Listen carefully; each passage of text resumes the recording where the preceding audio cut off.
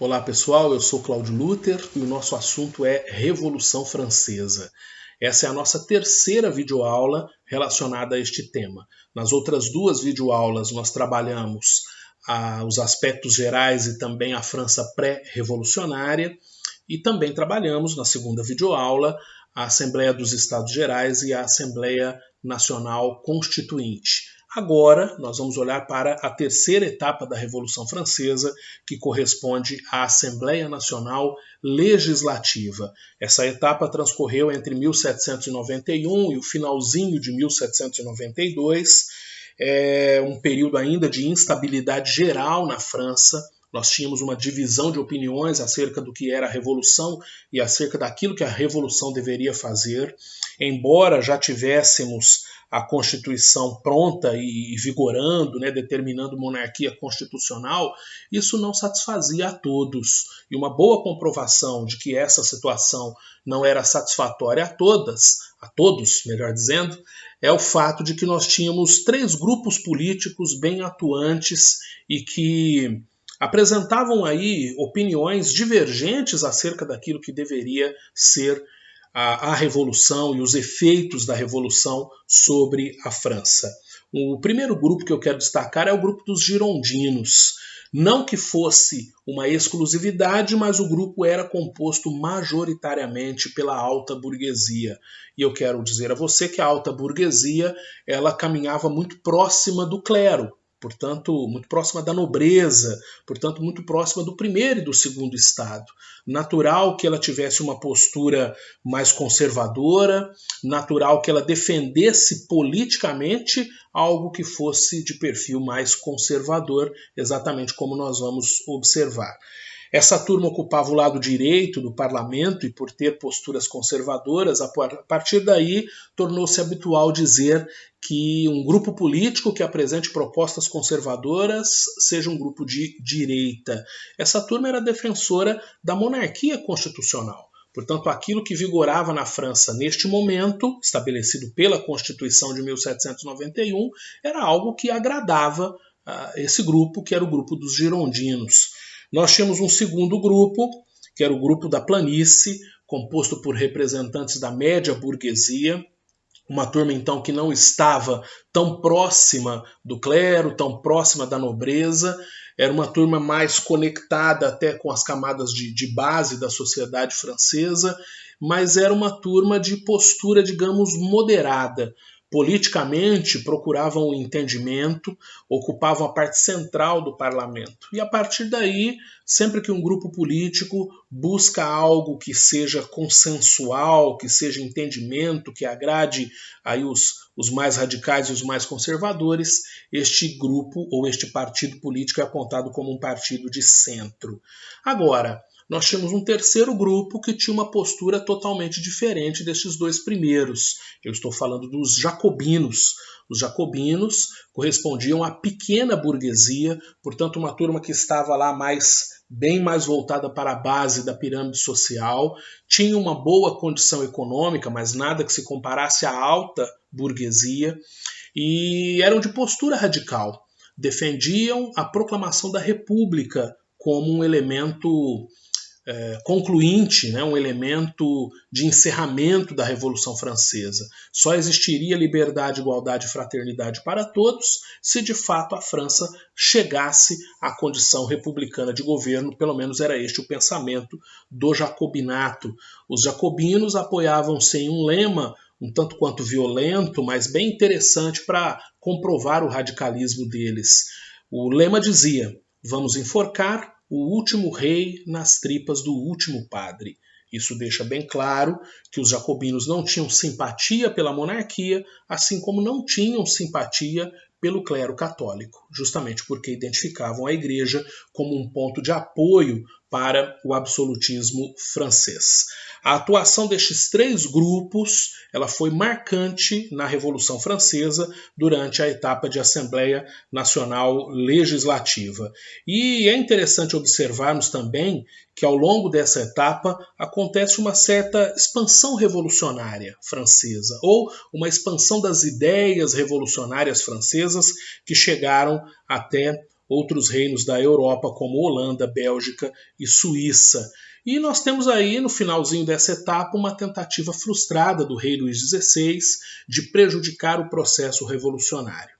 Ele cria condições para declarar guerra contra a Áustria, um reino que até então caminhava de modo bem próximo com a política francesa, não existiam atritos entre a França e a Áustria. A própria esposa de Luís XVI, Maria Antonieta, era uma austríaca, mas Luís XVI cria um conflito buscando uma derrota francesa, veja bem, buscando que a França fosse derrotada para que isso enfraquecesse todo o processo revolucionário e pudesse justificar a volta do absolutismo para o Estado francês.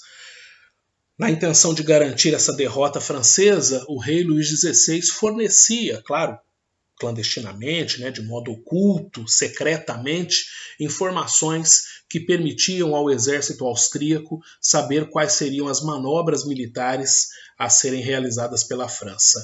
A França perdia a maior parte das batalhas, mas isso causava um estranhamento entre os franceses. Afinal de contas, militarmente falando, a França sempre teve muito mais tradição, a França sempre esteve bem melhor estruturada do que o exército austríaco, até que alguém desconfiou de uma possível traição do rei ou de alguma liderança militar francesa.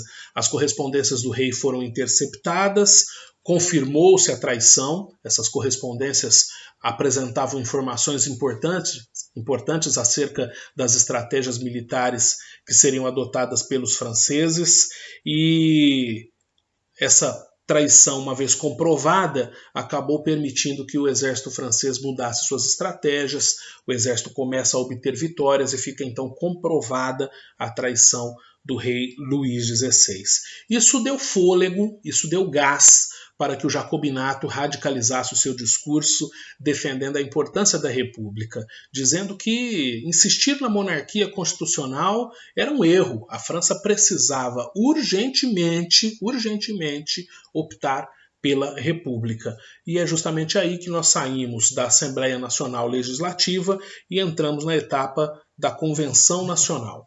Entre 1792, finalzinho de 1792 e 1795, nós temos uma nova realidade vigorando sobre a França.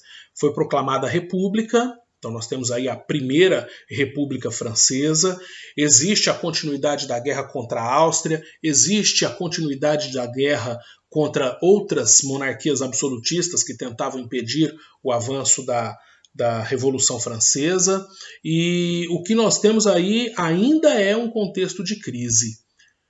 E essa crise persistente no meio econômico, ela é também persistente no meio político. Ela é também persistente no meio social. E justamente em meio a esse quadro de crise, Luís XVI é levado a julgamento por ter traído a França, é condenado por traição à França e a pena estabelecida é a execução. Luís XVI foi executado em praça pública, foi guilhotinado, um fato histórico que não era inédito na Europa, isso já havia acontecido na Inglaterra mais de 100 anos antes. Porém, o impacto da execução do monarca francês é algo significativo, isso deixa a Europa toda impressionada. Vários monarcas europeus vão colocar a barba de molho, vão ficar de fato temerosos daquilo que poderia acontecer em seus reinos, caso as ideias iluministas chegassem ali, ou se já tivessem chegado, se elas ganhassem força ainda maior do que já tinham naquele contexto destes monarcas que estão preocupados com o avanço das ideias iluministas. Aos olhos dos revolucionários, principalmente os jacobinos, era interessante promover a acentuação das medidas revolucionárias. Por isso mesmo, por intermédio de Robespierre, nós temos uma radicalização do processo revolucionário. Foi elaborada uma nova Constituição para a França, a Constituição do ano I, o ano de 1793, passa a ser, de acordo com essa nova Constituição francesa, o ano 1, ou o ano 1º da Revolução. Inclusive, substituiu-se o uso do calendário gregoriano, que é o calendário majoritário no mundo ocidental, calendário baseado aí em fatos históricos importantes e relacionados à história do cristianismo, inclusive, por um calendário que toma como pontos referenciais as estações climáticas do ano, as estações de plantio, cultivo e colheita da agricultura francesa. Então a França sai do ano 1793 e entra no ano 1º, que é correspondente ao 1º ano dessa história republicana da França.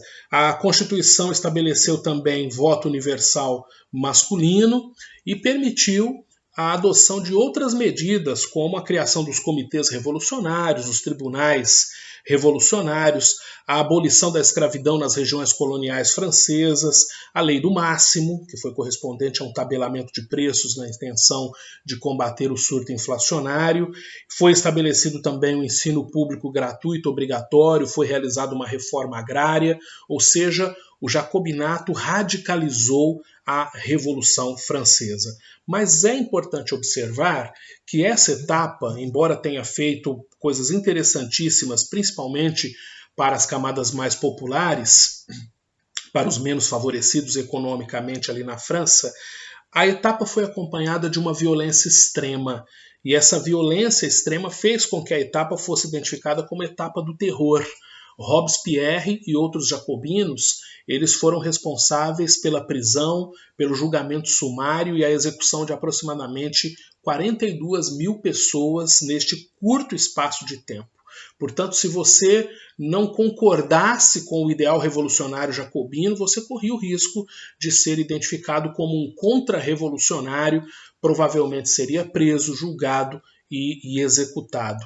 Quando passava-se pelo julgamento, a execução era em guilhotina, praça pública. Mas quando a execução era sumária, o sujeito era enforcado ou fuzilado, sem que sequer tivesse sido feito um julgamento adequado, que ele tivesse direito à defesa e que a família talvez tivesse acesso ao corpo para se fazer o sepultamento, como é de praxe dentro da história, né?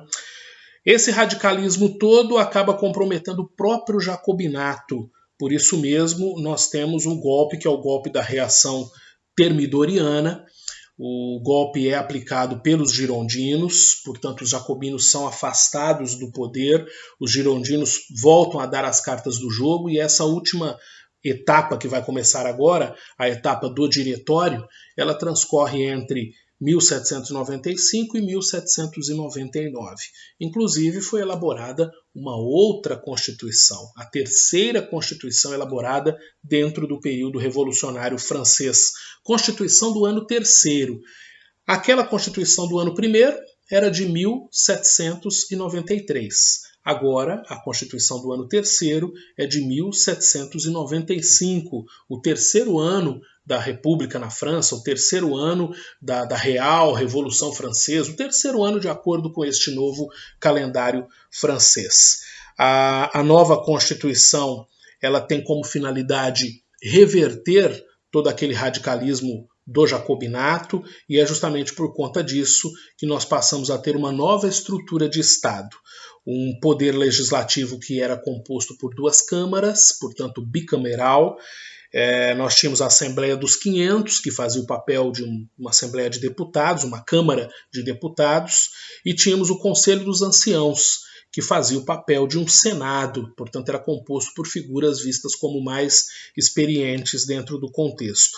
O Poder Executivo passa a ser realizado por um conjunto de 5 diretores, por isso até o nome diretório, então nós não tínhamos a figura de um personagem comandando o executivo, mas nós tínhamos 5 figuras comandando o executivo, eram eleitos por voto indireto, portanto o Conselho dos Anciãos, assim como a Assembleia dos 500 é que fazia a eleição desse conselho diretor. Gradualmente, as medidas jacobinas foram sendo anuladas. Aquela abolição da escravidão nas colônias foi revogada, o direito de voto universal concedido aos homens foi revogado, e assim a França vai voltando para um perfil mais conservador, mais característico da camada jacobina de fato. Nós temos nesse contexto um movimento chamado Conspiração dos Iguais, onde um jornalista chamado Graco Babif, ele sugere o grande nivelamento, não apenas de direitos, mas também um nivelamento de posses, de bens, de propriedades. Nós vamos identificar aí alguma coisa já precursora do pensamento socialista, né, daquilo que no decorrer do século XIX acabou sendo melhor formatado como uma das doutrinas sociais que surgiram ali na Europa. O movimento de conspiração dos iguais, claro, ganha a simpatia de alguns, mas é um movimento combatido pelas lideranças girondinas, né, que não concordam com essa ideia da igualdade de bens e de direitos. E nós temos nesse contexto a ascensão, digamos, política de Napoleão Bonaparte. Até aqui eu não havia falado, né, não havia dito absolutamente nada a respeito de Napoleão. Napoleão era corso, então nasceu lá na ilha da Córcega, no litoral italiano, uma região controlada pela França, não era francês de nascimento, ingressou na carreira militar e tornou-se uma figura de destaque. Não é à toa que aos 26 anos de idade tornou-se general de brigada, não era um general geral sobre o exército francês, mas era general de brigada, o que era algo significativo, até porque os generais passam a ter essa patente justamente depois de terem acumulado grande experiência de vida e de atuação militar. Napoleão, por conta do seu brilhantismo, já aos 26 anos era general de brigada. Quando questionado acerca do seu posicionamento político, se era jacobino, se era girondino, Napoleão Bonaparte habitualmente dizia ser francês, ou seja, ele levanta uma bandeira nacionalista ou alguma coisa do tipo aí, na intenção de tentar evidenciar que estava acima daquela rivalidade entre girondinos e jacobinos. Esse discurso, digamos, nacionalista de Napoleão, ele ganha força e com o apoio de militares e também da burguesia, já um tanto quanto desiludida com o processo revolucionário, que horas avançava em direção ao liberalismo, horas ele retornava, né, ele recuava, voltando a ter uma sintonia com o conservadorismo, aplicou-se o golpe do 18 Brumário, o golpe responsável por encerrar a Revolução Francesa. Portanto, em 1799, o golpe do 18 Brumário, aplicado por Napoleão, por militares e também representantes da burguesia, encerra o processo revolucionário francês. Faça uma boa leitura de algo que complemente aquilo que trabalhamos aqui na videoaula e eu espero que você tenha clareado as ideias em torno de um dos mais importantes fatos históricos do mundo ocidental, que foi a Revolução Francesa. Um abraço a todos, muito obrigado, fiquem em paz.